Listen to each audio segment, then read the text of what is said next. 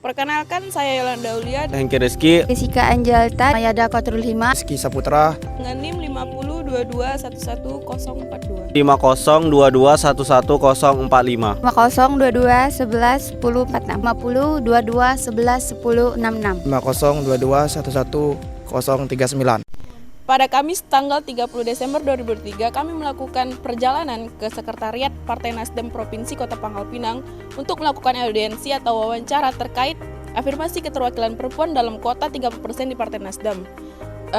Kemudian pada pukul 12 kami berangkat bersama dari Universitas Bangka Belitung ke Sekretariat. Kemudian kami tiba itu jam 1. Kami tentunya disambut dengan baik oleh salah satu staf Partai Nasdem.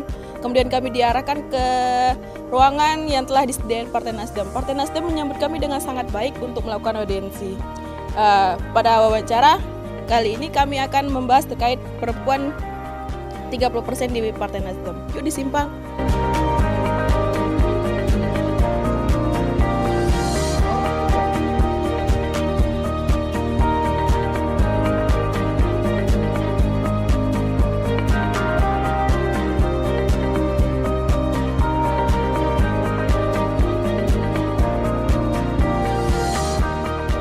Bagaimana sih Bapak, pandangan Bapak melihat peran Partai Nasdem di Kota Pangkal Pinang tersendiri itu dalam meningkatkan keterwakilan perempuan dalam dunia politik?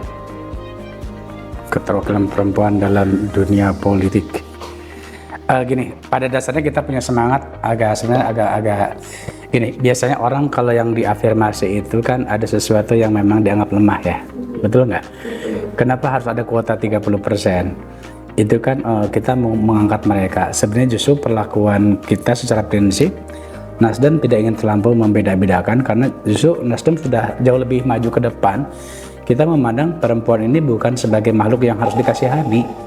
Justru kita sama ratakan sepanjang tadi punya kemampuan yang sama, punya niat yang sama, punya tujuan yang sama. Tadi yang Pak Su sampaikan bahwa secara prinsip 30% ya kita lewati gitu ya, selesai gitu kan. Tapi ada hal yang lebih ketimbang angka. Apa itu? Contohnya Pangkal Pinang dari 4 kursi 1 orang perempuan duduk sebagai anggota dewan ya. Dan kami tidak melihat karena dia sebagai pengecualian karena afirmatif. Karena memang dia punya kemampuan. Mungkin saya akan bertanya tentang apakah perempuan di Partai Nasdem ini aktif dalam kepengurusan partai, serta apakah mereka turut menyuarakan aspirasi terkait kesetaraan gender. Itu tadi mungkin masalah kesetaraan gender kita udah lewat ya. Justru teman-teman kalau ikut acara-acara di sini ya, ini di sini aja laki-laki cuma 2 orang, banyak kan perempuan ya. Banyak event-event kita ya, bahkan ya ada lihat security kita di front office tadi kan itu perempuan loh, jangan salah lihat ya, perempuan. Jadi mungkin Nasdem lagi-lagi ya, kita udah jauh lebih maju. Kita nggak tertarik untuk apa ya, bahwa apakah perempuan dilibatkan. Justru yang begadang sampai malam itu perempuan loh. Kita udah jauh lebih hebat ya. Kemudian bagaimana Partai Nasdem Kota Pangkal Pinang menjalin kerjasama dengan pemerintah daerah dan non-pemerintah untuk meningkatkan keterwakilan perempuan dalam politik? Besok-besok jangan baca ya, kelihatan banget bacanya. Gini, tetap ini tadi melengkapi yang Pak Sus ya. Adik-adik biar tuntas, saya sarankan adik-adik setelah ini langsung ketemu sama Kak Ucok Oktaber sama Kak Duspani ya. Karena itu sangat-sangat spesifik. Kita bisa jawab gitu kan. Faktanya memang kemarin kita mengusung wali kota Molan Sopian, dan kita 5 tahun tuntas ya. Kerjasama kita berjalan ya, bahkan mungkin dalam banyak hal kebijakan kota juga kita tidak dalam bentuk oposisi ya, kita sejalan kok ya. Jelasin pernah teman udah melewati kayak kesetaraan gender gitu lah, maksudnya meningkat. Nah mungkin ada nggak langkah yang lebih untuk meningkatkan partisipasi perempuan di dalam partai politik? Ya nggak, kok udah 4 mungkin sih gitu kan? Ya begini. Kita ada salah satu sayap badan kita namanya Gerinta Mahalayati ya. Itu memang salah satu sayap yang bergerak di bidang perempuan. Dan justru malah sayap itulah yang andalannya Partai Nasdem Babel ya, paling aktif ya. Malah mungkin jatuhnya kadang-kadang saya keteteran karena dia banyak banget programnya. Let's say sudah selesai bicara tentang kesetaraan gender. Secara ini ya, perempuan berKTA Nasdem di Bangka Belitung khususnya itu 54,23% itu perempuan. Jadi kita tidak lagi bicara 30% ya. Catat ya, 54,23% itu perempuan. Bangka Belitung ya. Wabil khusus Pangkal Pinang ya. Ketua perempuannya adalah 52,48%. Bahas kebijakan afirmasi 30% tadi sih Kak, kuota 30% perempuan. Bagaimana sih pandangan pendapat Bapak atau pandangan Bapak terkait kebijakan afirmasi 30% kuota perempuan di partai? Ya. Jadi pada dasarnya tadi kan kalau secara makro ya, tadi kan judul ini jangan salah kutip ya. Kenapa harus ada afirmatif? Karena boleh jadi ada dua kemungkinan ya. Pertama, ada kelompok lemah yang harus diangkat, betul nggak? Itu dulu. Kenapa harus ada afirmatif itu kan? Yang kedua, ketika sudah ada kesetaraan, perlu afirmatif lagi nggak? Harusnya sih Enggak ya. Nah, dan kami memandang perempuan-perempuan itu justru saya dengan bagaimana cara memuliakan perempuan, berikan porsi yang sama lah, ya kan? harusnya tidak ada kebatasan kota-kota tersebut ya. Ya saya pikir justru, tapi gini, sepanjang kesetaraan itu belum ada maka lakukan afirmatif, ya. Kalau tapi jangan ketulusan juga seperti itu, harus ada upaya dong gitu kan. Contoh gini, ketua BEM kamu cewek cowok? Cewek. BEM fisik, BEM fakultas cewek. Oke. Let's say kita bicara fakultas cewek ya. Dia jadi ketua karena dikasihani? tidak. Ya kan? Dia bisa. Fair dong. Nah itu maksud saya ya. Gitu kan. Kita tidak memilih lahir untuk jadi perempuan dan laki-laki. Qadarullah sudah ditakdirkan jadi laki-laki dan perempuan. Jadi sebenarnya tahapan kita tuh udah melewati fase itu, ya. Bahwa faktanya di Babel apakah memang sudah layak untuk tidak diberikan kekhususan, ya tetap ini kan secara nasional kita masih menjadi isu yang memang tetap menjadi ini. Artinya buat Babel sendiri lagi berulang-ulang, kok rasanya kita udah selesai ya. Neng pernah merasa dikasihani nggak Neng karena Neng perempuan gitu kan? Ya paling mungkin urusan masak sepanduk nggak lah gitu kan? Ya, tapi kadang-kadang kalau perlu orang di sini nyetir juga ke perempuan, beres-beres meja perempuan. Pada hari berikutnya, pada hari Senin tanggal 4 Desember tahun 2023, kami melakukan wawancara ke kantor KPU Kota Pangkal Pinang. Di sana kami bertemu dengan Ibu Margarita.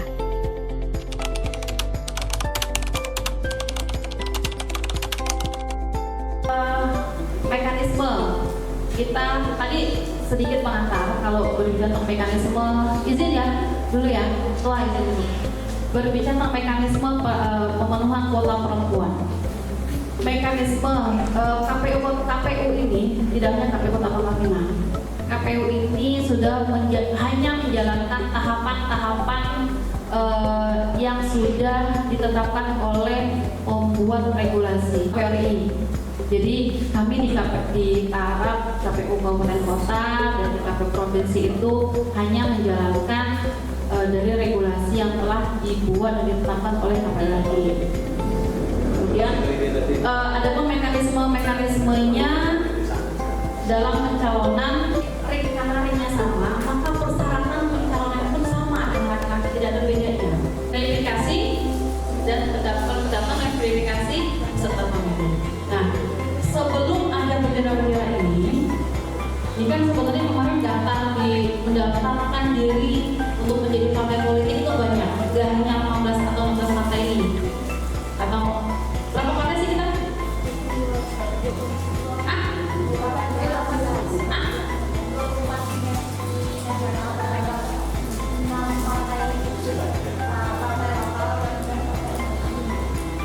Jadi sebenarnya awalnya yang mendaftarkan menjadi partai politik itu nggak cuma yang ditetapkan ini, banyak yang mendaftarkan. Nah, prosesnya itu ada verifikasi verifikasi administrasi segala macam itu ada di ketika tadi tahap ketiga pendaftaran dan verifikasi partai politik. Nah, ketika sudah didaftarkan, jadi saya nggak baca lagi, kalian baca lagi nanti di Google syarat-syarat menjadi partai politik peserta pemilu. Syarat-syaratnya ada. Salah satu syaratnya adalah keterwakilan perempuan. Dia ada kemudian ditetapkan ketika pendaftaran, kemudian verifikasi sudah melewati dalam poin itu juga negara sudah menyiapkan pemenuhan hak untuk perempuan dengan menyiapkan poin di dalamnya 30% keterwakilan perempuan menjadi wajib dalam pencalonan partai politik. Nah, ketika itu syarat sudah ada, kemudian apa berikutnya?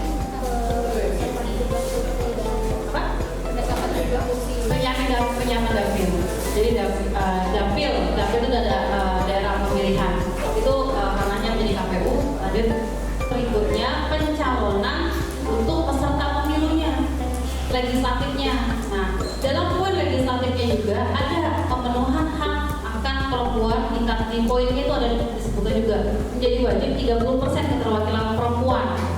Nah, bahkan ada istilah zipper system. Zipper system itu kalau misalnya ada calonnya 3, bahkan di pilkada ya, itu harus ini pencalonan perempuan jika pembagiannya itu ke bawah, itu perempuan itu diturunkan ke bawah. Maksud apa ya bahasanya, gimana ya? Ada yang mau gambarnya nggak?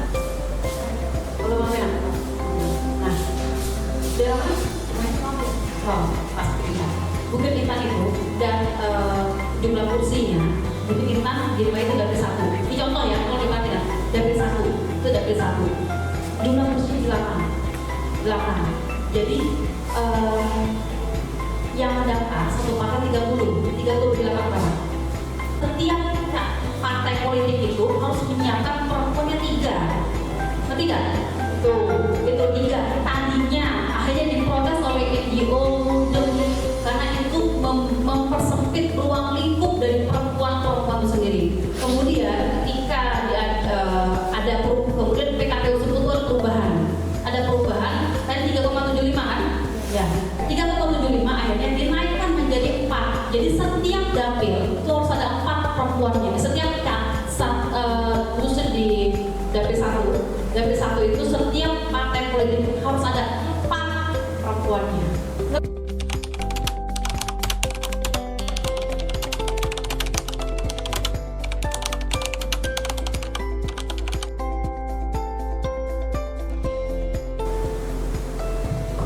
Apa yang ngomong sampai kota Pangkal Pinang? Ada nih kan saya? Karena biasa saya menjawab tuh langsung itu aja ya. Oke. Apa yang ngomong sampai kota Pangkal Pinang? Sejauh ini dari pemilu 2019 dan pemilu persiapan pemilu 2024 ini juga yang dilakukan KPU Kota Pangkal Pinang adalah terus sosialisasi. Terus mensosialisasikan sosialisasi kita ada segmen namanya segmen perempuan.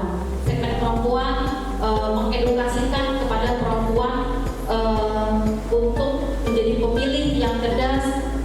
Tidak hanya itu saja, karena memang kemarin jauh sebelum pencalonan juga kami mengedukasikan perempuan itu untuk jangan takut terhadap dunia politik. Dan satu lagi itu secara lembaga. Dan secara pribadi pun saya masuk beberapa organisasi yang walaupun saya tidak masuk organisasi, tapi saya sering mengkampanye diri sendiri, mengkampanye sama sendiri, tapi menjadi bagian KPU Kota Pangkal Pinang dan forum KPPI. KPPI itu isinya caleg-caleg perempuan dari berbagai macam partai. Jadi kalau laki nggak bisa masuk KPPI, itu untuk perempuan. Jadi isinya caleg-caleg dari berbagai partai itu KPPI. Kemudian saya masuk IP. Kemudian dalam forum IP saya mengkampanye juga bahwa ya seperti tadi perempuan itu tidak hanya kita tarik untuk menjadi pemilih yang cerdas, tapi juga menjadi mengatakan bahwa kalian sebagai perempuan punya hak untuk dipilih. Makanya jangan takut.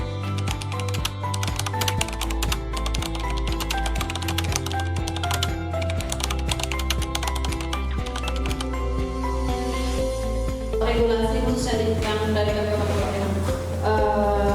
KPU itu lembaganya nasional, mandiri, dan tetap. Jadi semua regulasinya bersifat nasional. Jadi kalau ditanya apakah KPU Kota Pangkal Pinang ada regulasi khusus? Tidak ada regulasi khusus. Yang kami lakukan di KPU Kota Pangkal Pinang itu jadi di KPU dan KPU khususnya ya. KPU enak loh. Yang kami lakukan di daerah ini berdasarkan perintah dari atas. Jadi pusat itu memerintahkan pokoknya sosialisasi kesehatan perempuan melakukan. Tinggal kami tidak lanjutnya sosialisasi ke disabilitas kami tinggal lakukan. Kami di KPU pusat itu menyiapkan kegiatannya plus duitnya. Nah kami tinggal